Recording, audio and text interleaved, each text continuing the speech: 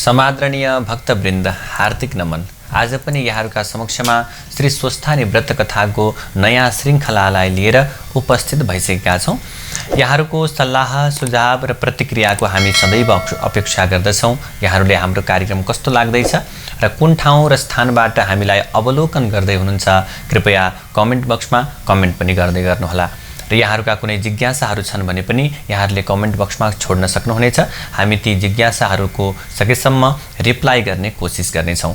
आजको नयाँ श्रृङ्खलामा यहाँहरूलाई पुनः स्वागत छ। आउनुहोस्, कथालाई श्रवण गर्नुभन्दा पूर्व, कथालाई प्रारम्भ गर्नुभन्दा पूर्व पुष्पाञ्जली गरौँ। यहाँहरूले पनि भगवती स्वस्थानी परमेश्वरीलाई मनमा सम्झिँदै रहनुहोला।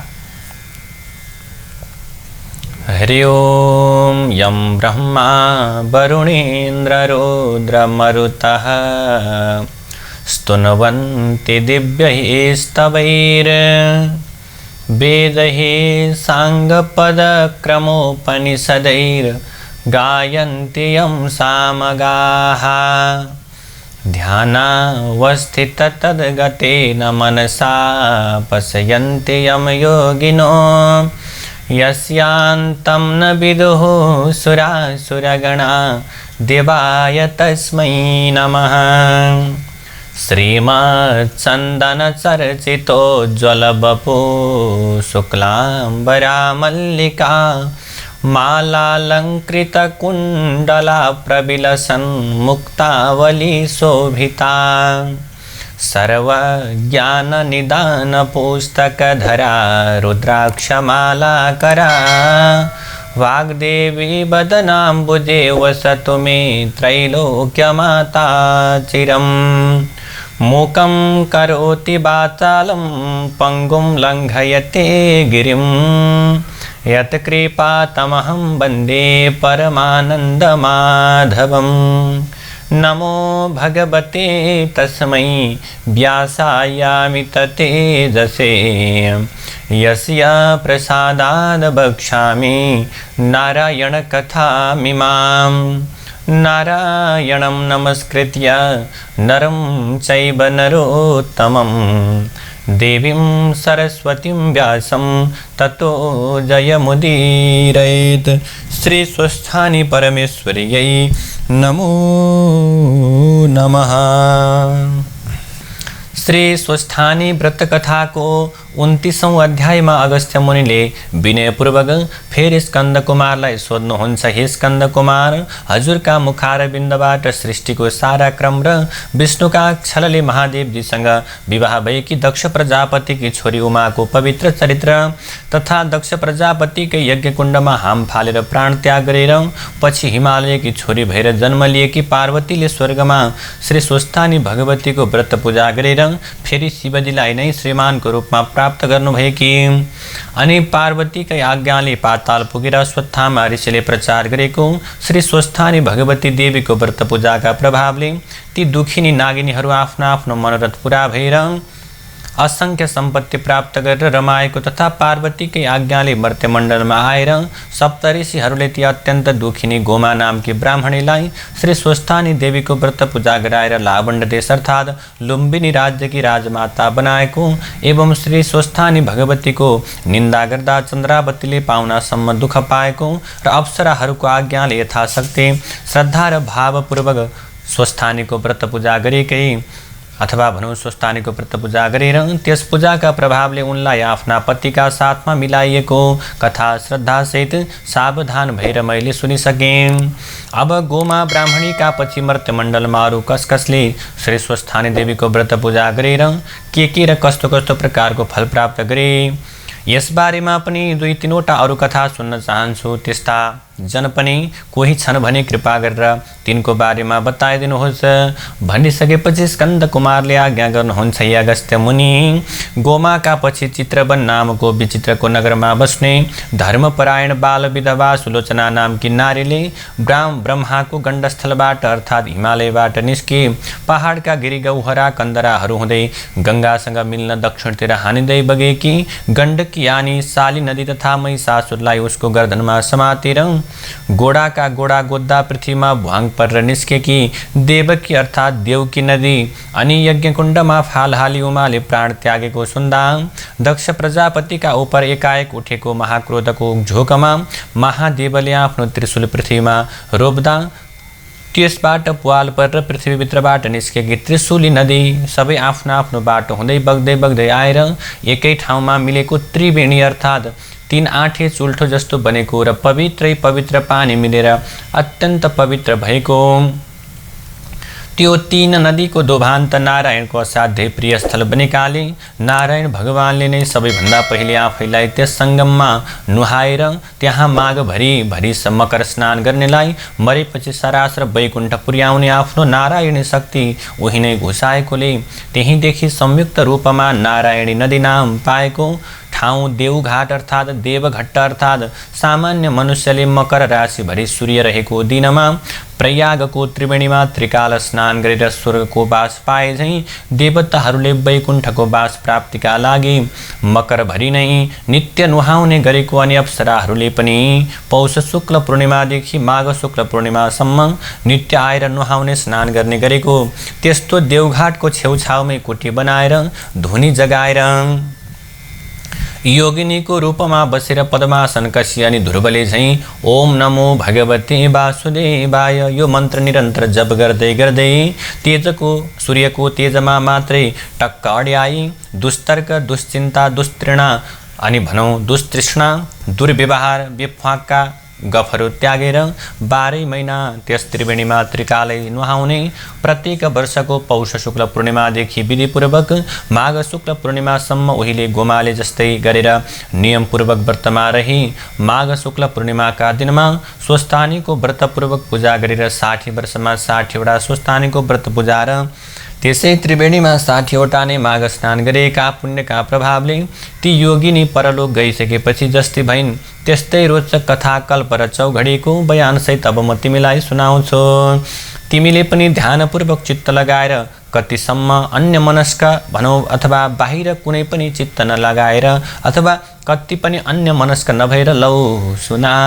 हे अगस्त्य मुनि, पूर्वजन्म हुन्छ भन्ने कुरामा पूर्ण विश्वास नभइकन धर्म कर्म गर्नमा सही श्रद्धा रहँदैन। तसर्थ तिमी अहिले पहिले पूर्वजन्म हुने कारणहरू सुन। सत्वगुण रजोगुण तमोगुण मिलेका सूर्यका किरण रहने आकाशमा सत्वगुण प्रधान रहेको समयलाई सत्ययुग अनि रजोगुण प्रधान रहेको समयलाई त्रेतायुग अनि रज र तम मिलेर प्रधान रहेको समयलाई द्वापरयुग र रज र तम मिलेर प्रधान रहेको समयलाई द्वापरयुग र तमोगुण मात्र प्रधान रहेको समयलाई कलियुग भनेर भनिन्छ। सत्व भनेको असल हो, रज भनेको उद्दण्ड हो, कली भनेको अत्यन्त खराब हो। उक्त 4 युगको समूहलाई चौघडी भन्दछन्। यस्ता 72 चौघडीको आधा कल्पया ब्रह्माको 1 दिन हुन्छ अनि त्यति नै मिलाउँदा समय ब्रह्माको रात पनि हुन्छ। ती दुवैलाई मिलाउँदा 1 कल्प हुन्छ। त्यो आधा कल्पमा 1 अङ्कका सामु 19 वटा शून्य क्रमैले 1300सँग लेख्दा त्यो 1 को स्थानीय मान जति हुन्छ त्यति वर्षको हुन्छ। यी 72 वटै कलियुगमा तत्कालिक ब्राह्मणहरूले आफ्ना पुर्खा आर्यावर्तका ब्राह्मण वर्गले आफ्नै सन्तानहरूले मात्र सिद्ध गर्न सक्ने गरेर थाती छोडेर गएको ब्रह्माण्ड विजय युग शक्तिको साधना गर्न बिलासिएर च्यात्तै छोडिदिन्छन् अथवा चट्टै छोड्छन् र तिनीहरूको जे चितायो त्यही गर्न सक्ने शक्ति बिलाइसकेपछि पहिलेका 3 युगसम्म योग बलले अत्यन्त श्रेष्ठ भएका दानवहरूले सूर्य अस्ताइसकेपछि राक्षसी शक्ति बढ्ने अन्धकार रातको पालो आएझौँ मौका पाएर आफ्नो दानवी भौतिक शक्तिको विकासको लागि भूमिभित्रबाट निकालिएका गोरु पधारी पृथ्वी माताका हाडरूपी फलाम कोइलाहरू अनि कलेजा फोक्सारूपी अन्य खनिज पदार्थहरू तथा बोसोरूप खनिज तेलहरू एवं सासरूपी भापहरू निकालिएर खोक्रिएर मरणासन्न भएर नारायण नारायण भन्दै आर्त स्वरले पुकार थालेकी पृथ्वीलाई देखेर नारायण भगवानले त्यति नै समयका लागि पृथ्वीलाई आफ्नो प्रलय अर्थात् डुबाउने शक्तिको प्रयोग गरेर समुद्रले ढाकिदिनुहुन्छ। त्यस प्रलय कालमा पनि तातो न तातो सूर्य र चिसो न चिसो समुद्रै दुवै नै निराधार आकाशमा आफ्ना आफ्ना ठाउँमा झुन्डिरहन्छन्। तिनै दुई सूर्य समुद्र नै पुरुष अर्थात् भाले र प्रकृति यानी पोथी हुनाले यिनको सृष्टि कहिले भयो, कसरी भयो र यिनको विनाश कहिले कसरी हुन्छ भन्ने कुराको निधो अझैसम्म पनि कसैले निर्कुल गर्न सकेको छैन। त्यस्तै ढाकिएको प्रलयकालको मौकामा नै प्राणीका काटिएका ठाउँमा घाउ पलाए झैँ पृथ्वी माताका सबै अङ्ग प्रत्यङ्गहरू पलाएर तयार भइसक्छन्। अनि विष्णुकै शक्ति वराह प्रभुले आफ्नो बाराह शक्ति अर्थात् वार भनेको पानी, आ माने आ समन्तात चारैतिर, ह भनेको हटाउने शक्ति प्रयोग गरेर प्रत्येक वर्ष माघे सङ्क्रान्तिको 7 दिन पहिलेदेखि 7 दिन पछिसम्म गङ्गा सागरमा रहेको कपिल मुनिको आश्रममाथिको त्यो डुबाएर रहेको समुद्रको पानीलाई चारैतिर हटाएर त्यस आश्रमलाई उदाङ्गाए झैँ नै पुरा समुद्रको 4 भागको 1 भाग जतिमा रहेको 7 द्वीपमाथिको पानी हटाइदिनुहुन्छ। त्यसै नडुबेको र डुबेर नउदाङ्गाइएसम्मको समयलाई एक कल्प भनिन्छ। हे अगस्त्य मुनि, यस्ता कल्प कति बिते कति गनेर साध्य नै छैन। यस्ता कल्प कति बिते साध्य छैन। प्रलय हुनुभन्दा पहिलेका चौघडीहरूमा पनि वर्तमान चौघडीमा पनि कतिपय राक्षस वा दानवहरूले अथवा राक्षसी बुद्धि हुनेहरूले शिवको या ब्रह्माको आराधना तपस्या गरेर उनलाई प्रसन्न पाएका वरप्रसादले उम्तिएर अथवा पाप फैलाएर गठ बाँधी सज्जन धर्मात्माहरूलाई पिर्नासम्म पिरे भने बीचमा पनि विष्णुले आफ्नो शक्तिद्वारा इच्छाअनुसारको अवतार लिएर ती सारा दुष्टहरूलाई मारेर सज्जन धर्मात्माहरूको र धर्मको रक्षा पनि गर्नुहुन्छ। त्यसरी प्रलयकाल हुँदा पृथ्वी डुबेको अवस्थामा पृथ्वीका चरचर स्थलचर र नवचर प्राणीहरू स्वात्तै डुबेर मर्छन् र तिनका प्रेतात्माहरू वा प्रेतरूपहरू आफ्नो आफ्नो गुण रूप आकार प्रकार धर्म कर्म पाप पुण्य बोकेर दूरदर्शनका पात्रहरू वायुमा स्थित बिजुलीमा विचरण गरे झैँ आफ्नो आफ्नो वंशका साथमा मिलेर सूर्यलोकमा अर्थात् सूर्यका असङ्ख्य किरणहरूमा नै फलभित्र उसको स्वाद गुण पौष्टिक तत्त्व नदेखिने गरी रहेका हुन्छन्। ती पार्थिव वस्तुको पानीबाट बनेको देखिने हिस्सा काठपात शरीर जीव चाहिँ पानीमै सड्छन्। नदेखिने तत्त्वहरू जति आकाशमा उड्छन् र सूर्यका बिजुलीमा फ्लापीमा अक्षरहरू झैँ थन्कन्छन्। पछि फेरि कालान्तरमा डुबेको स्थल देखिएपछि पुरुष सूर्य र प्रकृति यानी पानीबाटै बनेको पृथ्वीको मेलमिलापको तारतम्यबाट उनै पहिलेकै सृष्टि दोहोरिन्छन् र दोहोरिरहन्छन्। आमाको शरीरका सामानहरूले बनेको देहका वस्तुहरू देखिन्छन् र त्यसै देहलाई आधार मानेर रहेका बाबुका गुणहरू देखिँदैनन्। अर्थात् शरीरमा नदेखिने जति बुद्धि आदि गुणहरू बाबु सूर्यका हुन्। एकै आमा बाबुका सन्तान र एकैचोटि एकै ठाउँमा जन्मेका दुई बालक पनि भिन्न भिन्न स्वभावका भिन्न भिन्न आकार प्रकारका र कोही सपूत र कोही कुपुत्र जन्मिन्छन्। कोही पापी त कुनै धर्मात्मी, कोही पूर्वजन्मा जस्तो कर्म गरेर आफ्नो कर्मका साथै सूर्यलोकमा यानी सूर्यका असङ्ख्य किरण रूपी लोकमा किरणकै स्वरूपमा रहेको थियो। त्यही किरणले नै बाबु बन्नेको शरीरमा वायु चढे झैँ चढेर उसको शरीरमा तातोमा चिसो अथवा भनौँ तातोमा मिलेर उसलाई असिन पसिन पारेर तताएर आमाको रगतलाई आमा बाबुको आकारमा जमाउने, जोड्नका साथै भ्रूणको विकास गरेर सञ्चालन गर्नका लागि श्वास गर्दै पलस्त परेकी आमाको गर्भमा आत्मा नामको बिजुलीको रूपमा आफूलाई सञ्चित रहेका उसका पूर्वजन्मका संस्कार र सौर बिजुलीमै रहेका काम क्रोध आदि अदृश्य गुणहरू साथै प्रवेश गर्दछन्। अनि त्यसमा रहेको स्वसिद्ध शक्तिले आमाको गर्भको विकृत रगतलाई आमा बाबुकै आकारमा जमाउने, सञ्चालन गर्ने, बढाउने, हुर्काउने, बुढ्याउने, मराउने र जहाँबाट आएको हो उहीँ पुर्याउने काम गर्छ। याद राखे कि बाबुमा चढेको त्यो किरणवासी धर्मात्मा भए पर शरीरको 7 रातसम्मको रगतमा अडिँदैन। 8वाँ रातदेखि रगतमा पापीहरू अडिँदैनन्। 14वाँ रातमा केवल महापुरुष मात्र अडिन्छन्। 15औं वा 16औं रातमा चाहिँ पुण्यात्माहरू मात्र अडिन्छन्। 17औंमा कोही पनि अडिन्नन्। पहिलो, दोस्रो, तेस्रो रातमा कोडीहरू मात्र अडिन्छन्। 4औंदेखि 16औं रातसम्म पनि बिजोरमा छोरी र जोरमा छोराहरू मात्र रहन्छन्। तिनमा पनि ग्रहण आदिमा, श्राद्धको दिनमा, एकशाकीको दिनमा, मूल नक्षत्रमा, मघान्तमा, रेवतीमा, अष्टमीमा, चतुर्दशीमा, जन्मदिनमा, औँसीमा, पूर्णिमा यसरी गर्भमा विविध प्रकारले अडिरहन्छन्। 7 रातसम्म यस्ता प्रकारले पापी पुरुषहरू मात्र अडिने, पापी रगतमा शरीरमा रहने हुनाले त्यतिखेर यी ती पितृकार्यहरूका लागि चोखिँदैनन्। प्राय 90% गर्भ यसै 7 रातभित्रै रहेका हुन्छन्। तसर्थ जहाँबाट आएको हो त्यहाँ फर्कनलाई यहाँ कस्तो कस्तो कर्म गर्नुपर्छ, पहिलेको सञ्चित अभ्यासले त्यस्तै त्यस्तै कर्म गर्छ र त्यस्तै कर्म गर्न ऊ रमाउँछ र गर्छ पनि। यसैको नाउँ स्वभाव हो। त्यसैले भिन्न भिन्न किरण लोकबाट आएका उही जातका पनि भिन्न भिन्न प्राणी वा मनुष्यको भिन्न भिन्न स्वभाव यस प्राणी जगतमा रहेको भएको हो। तसर्थ त्यो प्राणी जबसम्म विष्णुको कृपा पात्र हुँदैन तबसम्म त्यसै भुमरीमा चक्कर लगाइरहन्छ। यसैलाई शिशुमार चक्र अर्थात् जन्मनु न मर्नुको फेरो भनिन्छ। पुराणमा जति देवता र जति लोक छन् ती सबै त्यो त्यो शक्ति हुने सूर्यका विभिन्न किरण झैँ नाम हुन् भनी वेदमा बताइएको छ। अर्थात् वेदका तिनै कुरालाई पुराणमा पनि प्रस्ताइएको हो। हामी प्राणीहरू केवल सूर्यको प्रकाशलाई मात्र देख्दछौँ र तीद्वारा प्रकाशित वस्तुलाई जान्दछौँ मात्र। प्रकाश नपरेको वस्तुलाई देख्दैनौँ। प्रकाशलाई अन्धकारले छेक्दैन। निष्पट्ट अन्धकारमा आफ्ना सामुको आफ्नो हातलाई पनि हामीले देख्दैनौँ, तर धेरै टाढा बालिएको आगोलाई देख्छौँ। त्यसै कारण सूर्यका किरणहरूमा भएका शक्तिहरूलाई जान्नु नै ज्ञान हो। यस्तो प्रकारको यो ज्ञानलाई प्राप्त गर्नका लागि जसरी युवतीको युवकमा र युवकको युवतीमा जस्ता प्रकारले प्रेम रहन्छ त्यस्तै प्रकारले आकाशभरि ढाकिरहेको सूर्यको तेजमा 12 वर्ष रहिरह्यो भने त्यो तेज हृदयभित्रै झल्कन्छ र सकल ज्ञान प्राप्त हुन्छ।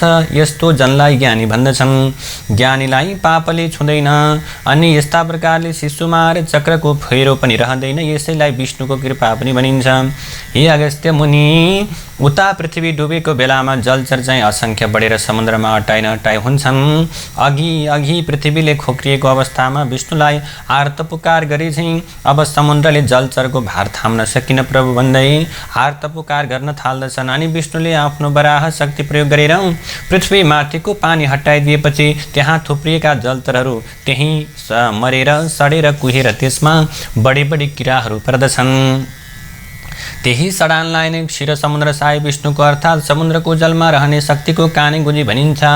र त्यही देब्रेकानको यानि उत्तरी गोलार्धको काने गुजीबाट उब्जेको बढी महाको किरालाई मधु दानवर र अनि दाहिने कानको अर्थात् दक्षिणी गोलार्धको काने गुजीबाट उब्जेको यामानको किरालाई कैट भव दानव भन्दछन्।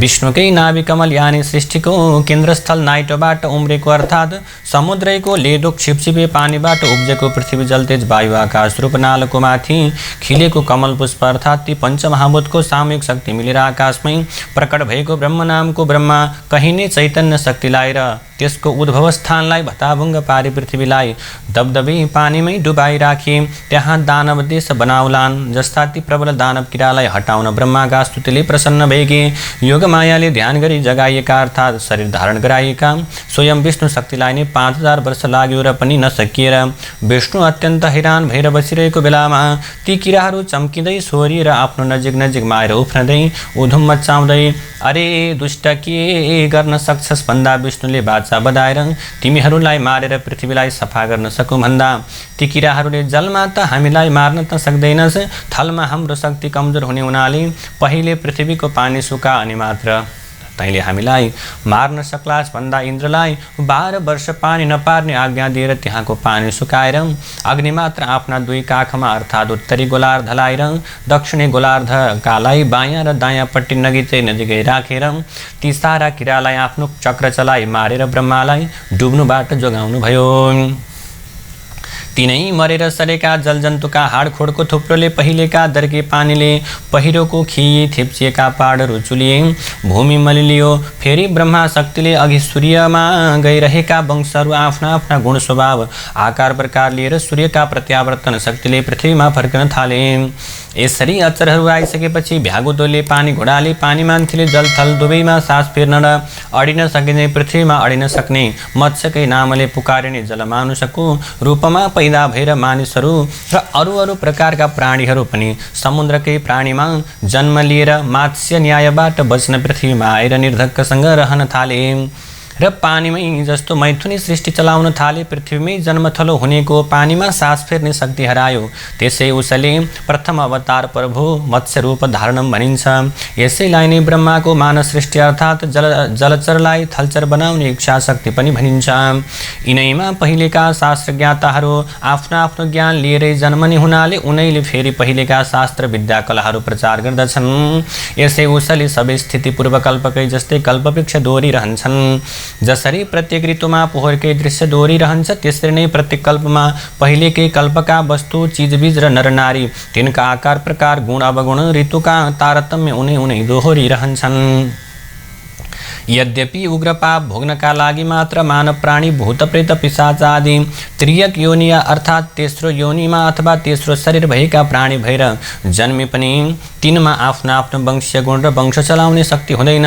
त्यसको संस्कार आदि उसको आदि योनिको नै रहन्छ। हे अगस्त्य मुनि, यस्ता प्रकारले जसरी समुद्रमा रहने सागरको पानी सूर्यका तापले तातेर बाफ बनेर सगरमा पुगेर ओम खम ब्रह्म माने सत्व र तमै तीन गुण मिलेको खम माने आकाश नै ब्रह्म माने ब्रह्म हो भन्ने वेदको यो अन्तिम निर्णय अनुसार नै आकाशमा थुप्रिएको त्यो बाफ नै सूर्यमा रहेको बलवाहक अथवा भनौँ बलाहक नामको शक्तिले बादल बनेर त्यही बादल नै बलाहकको स्वामी इन्द्र शक्तिले चिसो पानी बनेर पिपिरी बजाउँदा चेपबाट चेपिएर निस्केको मुखभित्रको त्यो तातो हावा झैँ बाहिरको खुला चिसो बतासमा ठोकिँदा आवाज निस्के झैँ बादलमाथिको तातो हावा चेपिएर मेघभित्रको चिसो हावामा मिल्दा बादल गर्जने दर्शन ढुङ्गामाथि दर्शन ढुङ्गा बजार्दा झिल्का निस्किए झैँ बादलमाथिको तातो बतासको वेग मेघभित्रको चिसो हुरीमा ठोकिँदा ती दुवैको आघातको वेग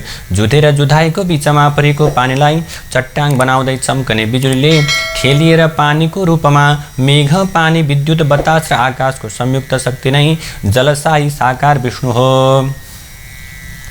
त्यस्ता विष्णुको चरणोदक अर्थात् मेघको पानी ब्रह्माको कमण्डलु यानि मेघमणिको आकाशबाट पृथ्वी वा पृथ्वीको टाउको रूप शिवको शिर मानिने हिमालयमा दर्की शिवको जटारूप मान सरोवरमा जम्मा भएर भरिसकेपछि त्यहाँ नअटाई त्यो नअटाएको पानी भगीरथ प्रयत्नले अर्थात् त्यति अग्लो पहाडबाट खँदारिँदै भिर पहाड ढुङ्गा मुडामा बजारिँदै पाखा भित्तामा ठोकिँदै छिया भई बल्ल तल्ल बडा मुस्किलले सम्ममा आइपुगी। एकछिन पनि नबिसाई बिस्तारै निरन्तर बग्दै गएर फेरि सागरमै मिल्छ र फेरि तातेर बाफ बनेर सागरमा पुगी पानी रूप बाफिएर उसै सागरमै आवागमन भइरहन्छ। बाफ बन्दा पानी नदेखिए पनि पानी मरेको अर्थात् बिलाएको हुँदैन। जसरी अन्न फलफुलमा रहेको पोषक तत्त्व गुणस्वाद देखिँदैन तर खाएपछि अनुभवले छ हुन्छ भन्ने थाहा हुन्छ, त्यसरी नै पानीबाटै बनेको यो शरीर पनि अनि सूर्यबाट मिलेको त्यसमा रहेको शक्ति नदेखिए पनि बिलाएको कहिले हुँदैन। त्यसैले त्यसरी नै सृष्टि स्थिति प्रलयको आवागमन पनि भइरहन्छ। पानीको यस्तो आवागमन देखेर पानीबाट बनेको यो शरीरको पनि आवागमन भइरहन्छ भन्ने कुरा यसै अनुमानले ठम्म्याउनु पर्दछ। यही आवागमन भइरहने हुनाले यसका सञ्चालक भगवान विष्णुलाई चक्रपाणी अर्थात् हातमा चक्र लिएर सृष्टि स्थिति प्रलयको रूपमा घुमाइरहने भन्दछन्।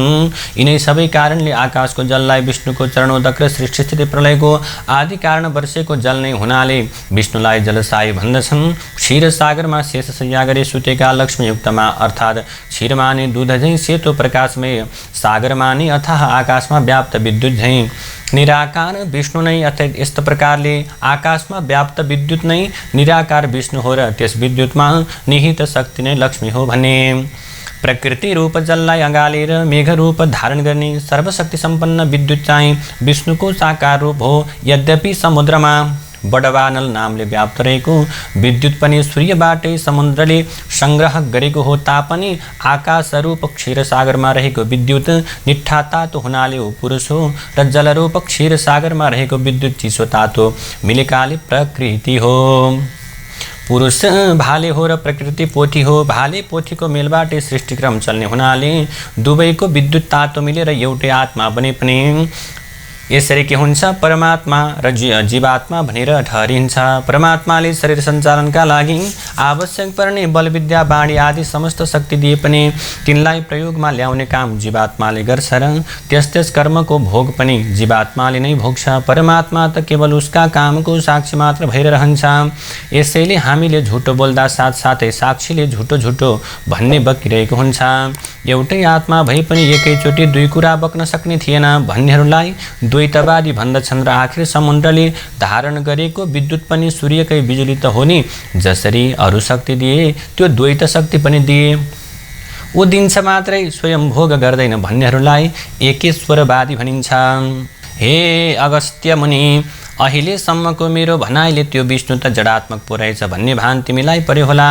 त्यस्तो भान हुनु स्वाभाविकै पनि हो, किन्तु जलथल तारा नक्षत्र ग्रह गणसहितको समस्त आकाशमा व्याप्त भएर रहेको त्यो विद्युत रूप विष्णु त सदा सच्चित आनन्दमय स्वरूपमा रहेको छ।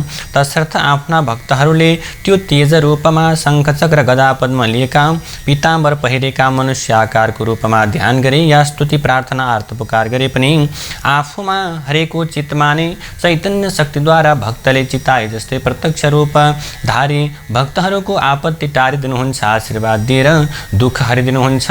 कुनै दुष्टले धर्मको नाश गर्न तम्स्यो भने इच्छा अनुसारको रूपधारी त्यसलाई निभाइदिनुहुन्छ।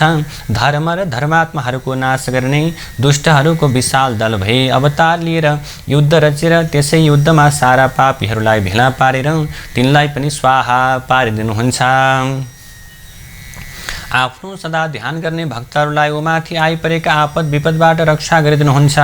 कहिले काहीँ लहर चल्यो भने साधारण रूप धारी धराई लक्ष्मी या गङ्गा या सरस्वतीका साथमा रमण पनि गर्नुहुन्छ। उहाँका यस्ता लीलाहरूको बखान गरेर साध्य नै छैन। भगवानका यिनै सबै लीला र मनुष्यहरूमा भिन्न भिन्न स्वभाव तथा गतिविधि एवं उनको विचारधारा हुनु नै पूर्वजन्मका अनुमानको कारण हो। यिनै सबै कुरा नै हुन् पुनर्जन्म हुने कारणका प्रत्यक्ष विवरणहरू। त्यस्तै प्रकारले यसरी हे अगस्त्य मुनि, तिमीले पूर्वजन्म हुने कारण सुनिसक्यौ, जान्यौ पनि। त्यसै कारण अब सुन, यस मर्त्यमण्डलमा गोमाका बाद श्री स्वस्थानीको व्रत पूजा विधिपूर्वक गर्ने सुलोचनाको आख्यान म तिमीलाई बताउँछु। अहिले यतिखेर चलिरहेको कल्पलाई पद्मकल्प भन्दछन्। यस कल्पको यो 28औं चौघडीको अन्तिम युगको प्रथम चरण चालु छ। यसभन्दा 11औं चौघडी पहिले अर्थात् 18औं चौघडीको त्रेता युगको अन्त्यममा अथवा भनौँ अन्तिम चरणमा हिमालय प्रान्तको पहाडी प्रदेशको दक्षिणी भागमा रहेको नारायणी नदीको पूर्वपट्टि भएको चित्रवन नाम गरेको राज्यका शासन सुरसेन सिंहका नाम गरेका राजा थिए। उनको नाम सुरसेन सिंह थियो। तिनको राजधानी नारायणगढ नामको नगर थियो। राजधानीमा भव्य बजार थियो। राज्यका अरू सबै ठाउँमा पनि राम्रा राम्रा बजार सजिएका थिए। गाउँहरूमा किसानहरू र कालीगढहरू रहन्थे। किसानहरू खेती किसानी गर्थे भने कालीगढहरू राज्यका जनताहरूलाई चाहिने सरसामान बनाउँथे। राजधानीबाट केही पूर्व त्यतिखेर सुन्दरपुर नाउँ गरेको बजारको वरिपरि रहेका 8-10 गाउँमा यजमानी गर्ने पुरोहित बाजे तुलसीराम आचार्य नाम गरेका गाउँले पण्डित थिए। उनी हँसमुख मिलनसार परिआउँदा अरूलाई सकेको सघाउने, चतुर्मासाभरि गाउँवासीलाई पुराण सुनाउने अनि वैशाख पुरुषोत्तम कार्तिक एकादशीका महात्म्यहरू पनि तिथि महिनामा वा तिथिहरूमा बताउने तिथिव्रतहरूको उद्यापन तथा पूजापाठ अनि श्राद्ध न्वारन व्रतबन्ध विवाह आदि पनि शुद्धसँग विधिपूर्वक गराउने, परिआउँदा सप्ताह पनि भन्ने अनि हात हेर्ने कुण्डली हेर्ने चिनाटी पनि लेखिदिने तथा यसरी के गर्ने झारफुकको काम पनि गर्ने एवं राम्रो प्रकारले घरेलु ओखती पनि गरिरहने उनका यजमानहरूका अत्यन्त प्रिय पात्र थिए। तिनकी मनोरमा नाम गरेकी धर्मपरायणा पत्नी थिइन्। उनले 2 छोरा मुनि छोरी पाइन्। ती छोरी असाध्यै राम्री थिइन् र तिनका हेरिरहौँ जस्ता आँखा हुनाले सबैले उनलाई सुलोचना भन्दथे। ती सानैदेखि शीलवती थिइन्। उनी 12 वर्षकी भइसकेपछि उनका बाबुले उनको विवाह कर्म नारायणीकै डिलमाथि नै बनेको भव्य मन्दिरका अथवा भनौँ त्यो भव्य प्रकारको मन्दिर सिद्धिविनायक नामका गणेशजीका पुजारीका लायक गुणी छोरा श्रुतधरका साथमा गरिदिए। त्यसै बेलाको रीतिअनुसार प्रभु घर पठाउने चलन हुनाले बाबुले छोरीलाई यसरी के गरे विवाह गरिदिए। 1 वर्षपछि माइका रोगले श्रुतधर एकाएक उनको मृत्यु भयो। बिचराले दन्दनाउँदो 14 वर्षको उमेरमा नै अब आज श्रीमान बिनाको समय गुजार्नु पर्यो, विधवा हुनु पर्यो। घरकाले पनि अत्यन्त हेला गर्न थाले। भाउजूहरूले पनि चाकर्नी बनाए अथवा नोकर्नी बनाए। छर छिमेकीले पनि अनेक नाना तरहका कुरा गर्न थाले। सेतो सारी लगाएर बालकै छोरीलाई बाहिर भित्र गरेको देख्दा बाबुआमा अत्यन्त प्रिय र अत्यन्त दुखी हुँदै गए। यस्तो परिस्थिति देखेर अझ भविष्यमा आइपर्ने गतिविधि विचारेर यसरी अनेक भूबल सहेर नाना भातीका टुकसो सुनेर मर्नैका लागि दिनहरू बिताए। काल पर्खनु भन्दा त किन म कल्याणकारी भगवान विष्णुको तपस्या गरेर भावी जन्म नसुधार्ने भन्ने मनमा सोचेर एक दिन मौका पारेर उनले आफ्नो मनको तर्क वितर्क आमालाई भनिन्। आमाले बाबुलाई सुनाइन्। तब बाबुले यसो मनमा विचार गरेर छोरीको विचार त ठिकै हो भन्ने ठानेर उसको इच्छा पुर्याइदिने तारतम्यमा लागे। तब त्यो कुरा यजमानहरूलाई भनेर गण्डकी, देवकी, त्रिशूली नदी मिलेर त्रिवेणी भई नारायणी बनेको दोभाननिर पहाडको भित्तामा बाढी नपुग्ने ठाउँमा पानीको सोता नजिकै पारेर एउटा कुटीर, एउटा लामो कटेरो बनाइदिए। त्यसपछि उनको रक्षा र सेवा अनि हेरचाहका लागि 7वटा विधवा महिलाहरूलाई उही उसै कटेरोमा राखेर छोरीलाई पनि कुटीमा बसाली। यजमानहरूलाई भनेर ती सबैलाई खानपानको सारा बन्दोबस्त गरिदिए। त्यसपछि ती बाल विधवा सुलोचना त्यसै कुटीमा बसेर सांसारिक सारा व्यवहार त्यजेर कामोत्तेजक विषय वासनाबाट अथवा भनौँ त्यो प्रकारको कर्मबाट पूर्ण मुक्त रहेर त्यो दिन पवित्र नदी मिल्कोले अथवा भनौँ त्रिवेणी नाम पाएको त्यस दोभानमा दिनहुँ उनले के गर्न थालिन्? काम, क्रोध, लोभ, मोहलाई त्यागेर नित्य स्नान गर्ने अनि प्रातःकालमा, मध्याह्नकालमा र साँझमा स्नान गरेर आएर कुटीमा बसेर पद्मासन कसेर निश्चल सोधो घाँटी गराएर दुवै आँखाको हेराइलाई प्रभु नाभिस्थानसम्म पुर्याए। सूर्यको जाज्वल्यमान तेजलाई आकाशभरि नै ढाकिएको सम्झेर त्यस तेजमा मात्रै ध्यान अटल पारेर त्यसै तेज राशिलाई विष्णुको स्वरूप मानेर ओम नमो भगवते वासुदेवाय भन्ने यो विष्णु मन्त्र मात्रै जपेर नारायणकी अत्यन्त भक्तिनी योगिनी भएर अत्यन्त कठिन तपस्या गर्न थालिन्। उनी त्यहाँ सधैँ असल आचरणमा रहन्थिन्। कहिले कसैको खराब प्रकारको सङ्गत गर्दैनथिन्। ध्यानमा तल्लीन रहेको बेलामा को आयो को गयो भन्नेसम्म पनि उनलाई पत्तो रहँदैनथ्यो।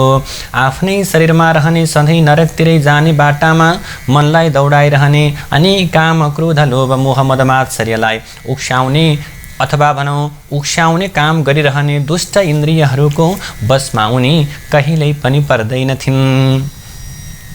जो पवित्र खाना मिल्यो त्यही मात्र एक छाक खाएर सन्तोष गर्दथिन्।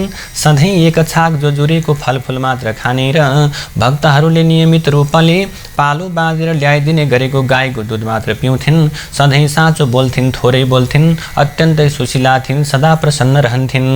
नारायणी शक्तिले मोहित भएर दर्शन गर्न आएका भक्तहरूले ल्याएर चढाएका वस्तुहरू पनि विशाल दिल भएकी उनी वरिपरि आसपासमा रहने दुखीहरूलाई, दरिद्रीहरूलाई बाँडिदिन्थिन्। व्रतले देह सुकाएकी थिइन् तर ब्रह्मचर्यका प्रभावले उनी अत्यन्त तेजिली थिइन्। बिहान नुहाएर आएपछि पितृहरूलाई, ब्राह्मणहरूलाई दिएर अनि अग्निमा हवन गरेर दिनको 6औं भागमा फलफुल मात्र खाने गर्दथिन्। कठिनभन्दा पनि कठिन, अत्यन्त कठिन सारा व्रतहरूमा विधिपूर्वक उनी व्रत सम्पन्न गर्थिन्। पुण्यकर्म गरेर नै सारा महिना, सारा वर्षहरू बिताउँदथिन्।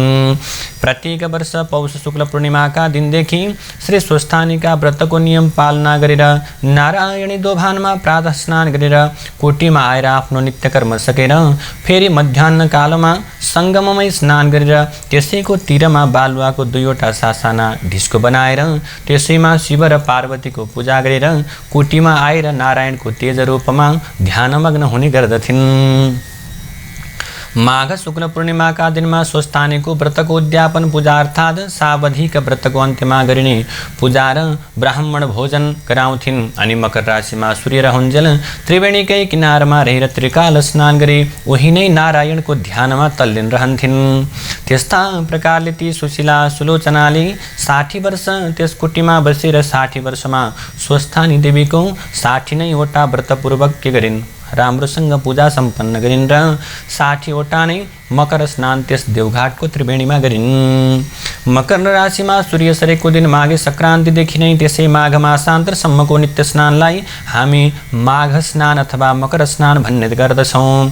त्यसै कुटीमा त्यसै प्रकारले रहँदै तिनी 75 वर्षकी भइन्। स्वस्थानीको 60औं पूजाको अन्त्यमा स्वयं स्वस्थानी देवी नै उनका सामु मात्रै प्रकट भएर त्यहाँ रहेका सबैले सुन्ने गरी, हे तपस्विनी, तिम्रो श्रद्धा र भक्ति विश्वासपूर्वकको 60 वटा अटुट पूजाले म अत्यन्त प्रसन्न भएँ।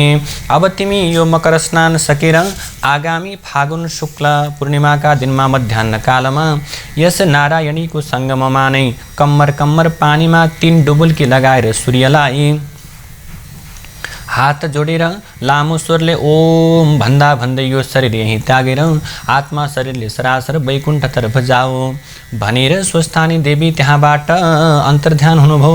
यो कुरा थाहा पाएर त्यस दिन त्यस सङ्गममा भक्तजनको धेरै घुइँचो लागेको थियो। ठिक भनेकै बेलामा देवीले भने जस्तै गरेर रहेकी उनको शिर पड्कियो र उनको अदृश्य जीवात्मा उडेर सरासर वैकुण्ठतर्फ गयो। पार्थिव शरीर पानीमै ढल्यो।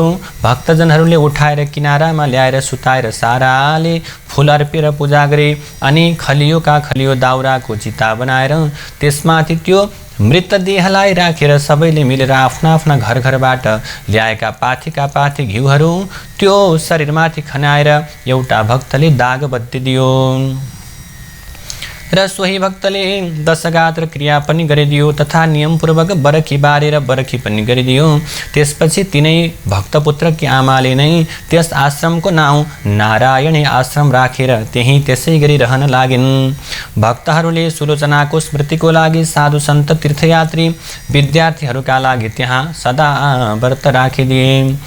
यस्ता प्रकारले हे मुनि, गंगा र सागरको संगमस्थल आश्रममा मकर संक्रान्ति यस्ता प्रकारले गंगा सागरमा समुद्रमा डुबेर रहेको कपिल मुनिको आश्रममा मकर संक्रान्तिको 7 दिन पहिलेदेखि 7 दिन पछिसम्म आश्रममाथिको समुद्रको जल पछि हटेर आश्रम स्थललाई नै छोडिदिन्छ र कपिल मुनिको आश्रम पानीबाट बाहिर पोखरको जस्तै देखिन्छ। त्यसै गरी हरेक कल्पान्तमा पहिले पृथ्वीलाई डुबाएर रहेको समुद्रको पानी पछि सरेर पृथ्वीलाई डुबाउन छोडिदिन्छ त फेरि पहिलेका कल्पकै उही सृष्टि स्थिति उस्तै प्रकारको दोहोरिने हुनाले आजसम्म पनि त्यो नारायणी आश्रमको परम्परा उसै गरी चलि नै रहेको छ। यस्ता प्रकारले हे अगस्त्य मुनि, जब ती तपस्विनी सुलोचनाले देहत्याग गरिन् तब उनको जीवात्मा तत्काल वैकुण्ठ धाम पुग्यो र श्री स्वस्थानीको आशीर्वाद र विष्णुको प्रसन्नताले गर्दा पद्मा नाम गरेकी अप्सराको रूपलाई धारण गर्यो र विष्णुले आफ्ना इच्छा शक्तिले तयार पारिएको सबै ऐश्वर्यले भरिभराउ भएको नयाँ स्वर्गपुरीमा सकल सुखभोग भोग्दै 40 वटा युग अर्थात् 10 चौघडीसम्म त्यही नै रहिरहन्। त्यो स्वर्ग यसै शरीरका आँखाले देख्नका लागि जस्तै दूरदर्शक स्थानबाट विशेष कृत्रिम बिजुलीद्वारा अन्तरालको नदेखिने व्याप्त बिजुलीमा फ्याँकिएको अनि अदृश्य रूपमै त्यहाँको प्राकृतिक बिजुलीमा अदृश्य रूपले अनेक भएर फैलिएको दर्शक स्थानबाट फ्याँकिएको दृश्य जतासुकै देख्नलाई अर्कै यन्त्रको र विशेष बिजुलीको खाँचो पर्दछ। त्यस्तै अन्तरालको बिजुलीमा अदृश्य रूपमा अथवा त्यो प्रकारले रहेको त्यो स्वर्गलाई देख्नलाई पनि तपस्याले आफ्नै शरीरमा उपार्जन गरेको दिव्य दृष्टि चाहिन्छ। त्यस्तो त्यो दिव्य स्वर्गपुरीमा 40 वटा युग बिताइसकेपछि एक दिन एकाएक टुप्लुक्क त्यहाँ आइपुगेका ब्रह्माले आफ्ना इच्छा शक्तिले उनको त्यो पद्मा शरीरलाई अत्यन्त राम्रो रूप र जिउडालको शरीरमा परिवर्तन गरेर आफ्नै लोकमा लगेर तिलोत्तमा नाम गरेर राखिदिनु भयो र भन्नुभयो, हे तिलोत्तमा छोरी, तिम्रो यो अत्यन्त राम्रो रूप राशिलाई देखेर म आफै पनि आश्चर्यमा पर्दछु। त्यसै कारण म तिम्रा पुण्यका प्रतापले बनेको यो शरीरलाई कहिल्यै पुण्य क्षय नहुने बरु बढ्दै बढ्दै जाने तथा सारा ऐश्वर्यले भरिभराउ भएको परमधाम सूर्यलोकमा पठाइदिन चाहन्छु, जहाँ गएर तिमी आकाशमा सूर्य भगवान रहन्जेल यस्तै रूप र जिउडाले सकल सुख भोग भोग्दै रहिरहनेछौ। यस्तो सूर्यलोकमा पठाउन मैले मात्रै हुँदैन, समस्त देवताहरूको पनि सम्मति चाहिन्छ। तसर्थ तिमी देवताहरूलाई प्रसन्न पार्न उनीहरूको कट्टर शत्रु असाध्यै बलिया अचेल अजनाब देश अर्थात् भारतवर्षको मगध प्रान्तको विन्ध्याटवीको बिचमा रहेको अम्बिकापुरलाई राजधानी बनाएर रहेका सुन्द तथा उपसुन्द नाम गरेका दानवलाई आफ्नो के गर शक्तिले मोहित गरेर परस्परमा भिडाएर वध गरिदेऊ। अनि म त्यस कामले प्रसन्न भएका देवताहरूको सभा बसाएर तिमीलाई सूर्यलोक पठाउने प्रस्ताव मैले सभामा राख्नेछु। तिम्रो कामले अत्यन्त प्रसन्न भएका देवताहरूले अवश्य पनि मेरो प्रस्तावलाई के गर्नेछन्, स्वीकार गर्नेछन् भनेर काम गराइसकेपछि ती तिलोत्तमा बनेकी सुलोचनाले तब तुरुन्तै ती दुई दैत्यलाई मार्नका निम्ति त्यो ब्रह्मलोकबाट बिना हातमा लिएर योग मार्गले अर्थात् जहाँ चितायो उहीँ पुगिने शक्तिले त्यहाँ ती दानव जहाँ रहन्थे वहाँ नै पुगिन् र त्यहाँको पवित्र जल भएकी रेबा नदीको जलमा नुहाएर कलेजी रङ्गको साडी पहिरिएर अत्यन्त राम्रो चौबन्दी चोली धारण गरेर राम्रो प्रकारले श्रृङ्गार पटारका सामानले सजिएर यस्ता प्रकारले पाउजेब बजाउँदै चुराहरू बजाउँदै पहाडी सोताको नजिकै रहेको अशोक वृक्षको मुनि फेदमा रहेको केही अग्लो चेप्टो ढुङ्गामाथि बसेर सेतो चमेलीको फुलले बनेको गजरा शिरमाथि मेहराब आकारले सजेर रङ्गबिरङ्गका गुणकेसरीका लहरा चुल्ठामा सजाएर कञ्चन हारले कण्ठ सजाएर हल्लने सुन्दर प्रकारका कानमा गहनाहरू लगाएर सुनिरहँ जस्तो मिठो गीत गाउँदै छवटै स्वरले वीणा बजाउँदै बसेकी हेरिरहँ जस्तो चन्द्रमाको चाँदनी जस्तै रूप भएकी नारीलाई ती सुन्द तथा उपसन्दका सिपाहीहरूले देखेर छक्क पर्दै तुरुन्तै के गर्न थाले, हतार हतार गर्दै सुन्द उपसुन्दका नजिकमा पुगेर हतारिँदै ती स्त्रीको विषयमा, ती कन्याको विषयमा, ती नारीको विषयमा वर्णन गर्न थाले। हे महाराज, यहाँबाट नजिकै के अगाडि नै साक्षात् कामदेवलाई नै मोहित पार्ने प्रकारकी देवी हो कि दानवी हो कि यवनी हो कि यक्ष हो कि के हो, स्त्रीहरूमा रत्न समान कि मानौ रत्नै रत्नले बनेकी जस्तै स्वरे श्रृङ्गारले सजिएकी कोही युवती मधुर मधुर स्वरमा वीणा बजाउँदै बसेकी छ। रत्नका भोग गर्ने हजुरहरू चाँडै नै त्यहाँ गएर हेर्नुहोस् भन्ने यस्तो प्रकारको आफ्ना सिपाहीहरूको अत्यन्त सुन्दर वचन सुनेर तुरुन्तै नै अङ्गुरका सुराको चुस्की लिन छोडेर अनि त्यहाँ प्रकारको सुखभोगलाई छोडेर उनीहरू के गरे, उसलाई मोहित पार्ने उद्देश्य लिएर अत्यन्त आफू पनि सजावट भएर के गर्न थाले, उनीहरू गए। यसरी गइसकेपछि प्रभु अब त्यहाँ गएर ती सुन्दरीलाई उनीहरूले देख्दछन् र भन्दछन्, हे भाइ, यो सुन्दरी मेरा लागि उपयुक्त छ। अनि अर्कोले भन्दछ, होइन होइन दाइ, यसलाई त हजुरले त्याग्नुहोस्, मैले योसँग विवाह गर्छु। यसरी उनीहरू के हुन थाले, तेरो र मेरो भन्दै भन्दै ती दुवै दाजुभाइहरू परस्परमा लडाई गरेर झगडा गरेर हानाहान गरेर के गर्न थाले, दुवै भाइहरू त्यही लम्पसार परे। एकले अर्कासँग लडाई गर्दा गर्दै दुवैको मृत्यु भयो। त्यसपछि ती तिलोत्तमा पनि देवताहरूको कार्यलाई सकेर अथवा भनौँ त्यो प्रकारको कर्मलाई पूर्ण गरेर झलझल झल्काउँदै आकाश मार्गले ब्रह्माको पुरमा आइन्। अनि उनका त्यस कामले अत्यन्त सन्तुष्ट भएका ब्रह्माजीले देवताहरूको सभा बसाएर ती तिलोत्तमाका कामको वृत्तान्त बताएर उनीहरूबाट तिलोत्तमालाई सूर्यलोक पठाउने अनुमति पाइसकेपछि ब्रह्माले भन्नुभयो, हे सुन्दरी, अब उपरान्त तिमीलाई यस्तै रूप यस्तै उमेरकी रहिरहने गरी बस्ने ठाउँ सूर्यको रथमा दिएँ। अब तिमी उहीँ जाऊ र आकाशमा सूर्य रहन्जेल तिम्रा इच्छा अनुसारका अनेक सुख भोगहरू भोग्दै भोग्दै उहीँ रहिरहनु भनेर पठाइदिए। तसर्थ कल्याण चाहनेले समयको सदुपयोग गर्नुपर्दछ। यस्ता प्रकारले त्रिवेणीको सङ्गमस्थल नारायणीको तटमा रहेर स्वस्थानीको 60वटा व्रत पूजा र 60वटै मकर स्नान तथा 60 वर्षसम्मको नारायणी तटको निवासको पुण्यफल मिलेको हुनाले के भयो त भने मरेपछि ती सुलोचना ब्राह्मणी वैकुण्ठ पुगेर पहिले पदमा भइन् अनि अप्सराहरूमा उत्तम तिलोत्तमा भइन् र अन्त्यमा सूर्यलोकको वासलाई पनि प्राप्त गरिन्। आज पनि उनी उही नै छन्। अरू पनि जसले सुलोचनाले जस्तै गरेर त्यो व्रत नियम पालन गर्ला उसले के गर्नेछ उस्तै प्रकारको पुण्यफललाई प्राप्त गर्न सक्नेछ। त्यसै कारणले हे अगस्त्य मुनि आफ्नो कल्याण चाहने मनुष्यले जसरी तसरी जे गरेर भए पनि वैकुण्ठवास प्राप्तिका लागि श्रद्धा विश्वासपूर्वक नारायणीको सिरानमा रहेको देवघाटको त्रिवेणीमा माघ महिनाभरि बसेर मकर स्नान गर्ने गरून्। महिनैभरि त्रिवेणीमै बसेर मकर स्नान गर्न नसके पनि 3 दिन त त्रिकाल स्नान प्रत्येक वर्ष अवश्य गर्ने गरून्। त्यसै गरी स्वर्गलोकको मात्र अस्थायी वास चाहनेहरूले प्रयागको त्रिवेणीमा मकर स्नान गर्ने गरी पनि हुन्छ। जय जय श्री स्कंद पुराणे केदारखण्डे माघ महात्म्ये कुमारागस्त्य संवादे श्री स्वस्थानी परमेश्वर्या व्रतकथायां सुलोचना सूर्यलोक गमनं नाम 29 नारायण हरि हरि। कथालाई श्रवण गरिसकेपछि आउनुहोस् पुनः पुष्पाञ्जलि गरौँ।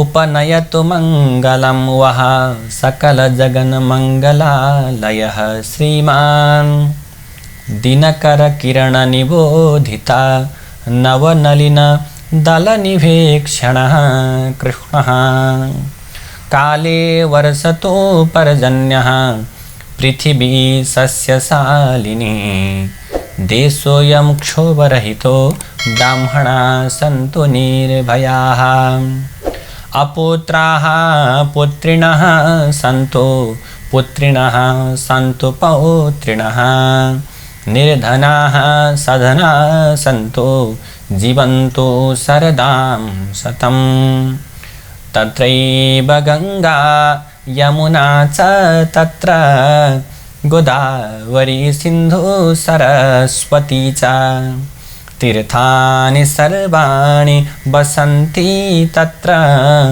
यत्र च्युतोदार कथा प्रसंगः या कुन्देन्दुतुषारहार धवला या शुभ्रवस्त्रावृता या वीणावरदण्डमण्डितकरा या श्वेतपद्मासना या ब्रह्माच्युतशङ्कर प्रभृतिभिर्देवैः सदा वन्दिता सा मां पातु सरस्वती भगवती निःशेषजाड्यापहा कायेन वाचा मनसेन्द्रियैर्वा बुद्ध्यात्मना वा प्रकृति स्वभावात् करोमि यद्यत् सकलं परस्मै नारायणायेति समर्पयेत्। श्री स्वस्थानी देव्यार्पणमस्तु।